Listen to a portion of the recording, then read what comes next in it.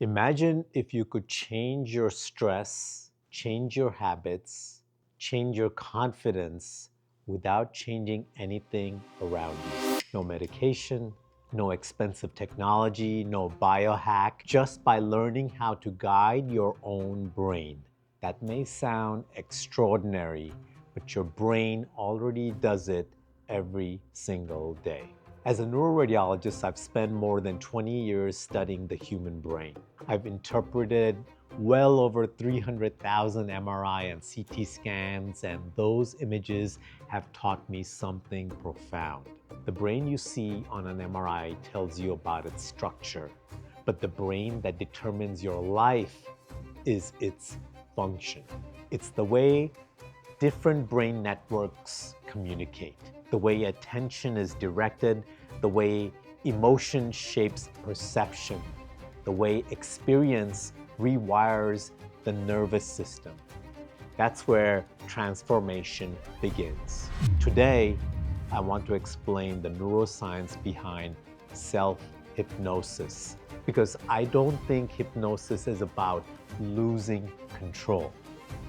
I think it's one of the most effective ways of taking control of your own mind. One of the biggest misconceptions about hypnosis is that it's something someone does to you. In reality, your brain changes states all day long. Think about your smartphone. It has focus mode, sleep mode, low power mode, airplane mode.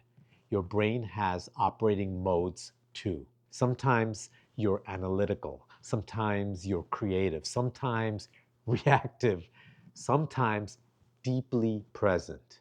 The remarkable thing is that you naturally enter hypnotic states every day. When you become absorbed in a great novel, when you miss your highway exit because you're lost in thought, when an athlete enters the zone, these are all focused brain states. Self-hypnosis simply teaches you to enter that state intentionally instead of accidentally. That's not mysticism, that's neurobiology. Modern neuroscience tells us that your brain constantly switches between large communication networks. Understanding these may be one of the most important things you will ever learn. The first is the default mode network. Think of it as your inner narrator. It replays yesterday's mistakes, worries, things about tomorrow, and helps create your sense of identity. Left unchecked, it can also create rumination, anxiety, and negative self-talk. The second is the central executive network. This is the network that allows you to focus, solve problems, learn, and create. It's your brain's CEO. The third is perhaps the most fascinating, the salience network. Think of it as the brain's conductor.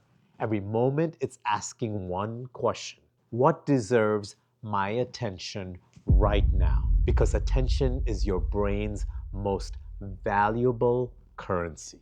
During self-hypnosis, something remarkable begins to happen. The internal chatter quiets. Focused attention strengthens. Distractions begin to fade. Brain imaging studies suggest these networks communicate differently during hypnosis, creating a state of heightened absorption and reduced self-critical thinking.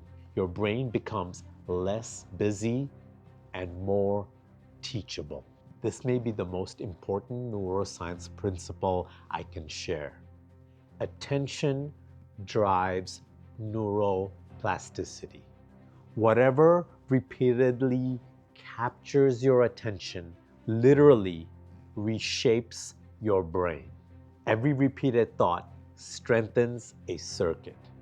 Every repeated emotion strengthens a circuit. Every repeated behavior strengthens a circuit. That's why chronic worry becomes easier, but it's also why confidence becomes easier. The brain doesn't know whether you're practicing fear or practicing courage. It simply strengthens whatever you repeat. Neuroscientists summarize this with one sentence: neurons that fire together, wire together. Self-hypnosis gives you the opportunity to deliberately choose which circuits deserve strengthening. Olympic athletes have understood this principle for decades. Long before competition, they mentally rehearse every moment, every turn, every breath. Why? Because brain imaging consistently shows that vividly imagined movement recruits many of the same neural networks involved in actual movement. Your nervous system responds not only to experience, but also to meaningful imagination. Imagination doesn't replace action, it prepares the nervous system for action. Self-hypnosis combines focused attention, emotion, imagery, and repetition. Those four ingredients create an ideal environment for neuroplastic change. As attention narrows, your breathing naturally slows. The parasympathetic nervous system becomes more active. Heart rate decreases, muscles relax. The amygdala becomes less reactive. Stress hormones begin to fall, and the prefrontal cortex regains control. This is why self-hypnosis fits perfectly within what I call a primal reset. A primal reset is a return to the way humans were designed to live. For thousands of generations, our nervous system evolved to move fluidly between stress and recovery. Today, many people never leave survival mode. Notifications, emails, deadlines, constant stimulation, the nervous system never fully resets. Self-hypnosis is one way of intentionally returning the brain to a state where learning, healing, creativity, and connection become possible again.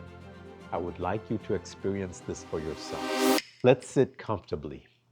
Take one slow breath in through your nose and a longer breath out. Again, slow breath in and a longer breath out. Now pick one point on the wall and let your eyes rest there. Nothing to force, nothing to achieve, just breathe. As your breathing slows, notice your shoulders softening, your jaw relaxing, and your thoughts becoming quieter. Now imagine yourself 6 months from today. Healthy, calm, focused, living exactly as the person you want to become. Notice how that version of you walks, breathes, speaks, and serves others. Ask yourself one simple question. What would that future version of me do today? Hold that answer. Take one more slow breath and open your eyes. After interpreting more than 300,000 brain scans, I've learned that the most meaningful changes rarely begin with anatomy. They begin with function, with attention, and the conversations taking place between brain networks long before we ever see structural changes on an MRI. Self-hypnosis is not about surrendering control.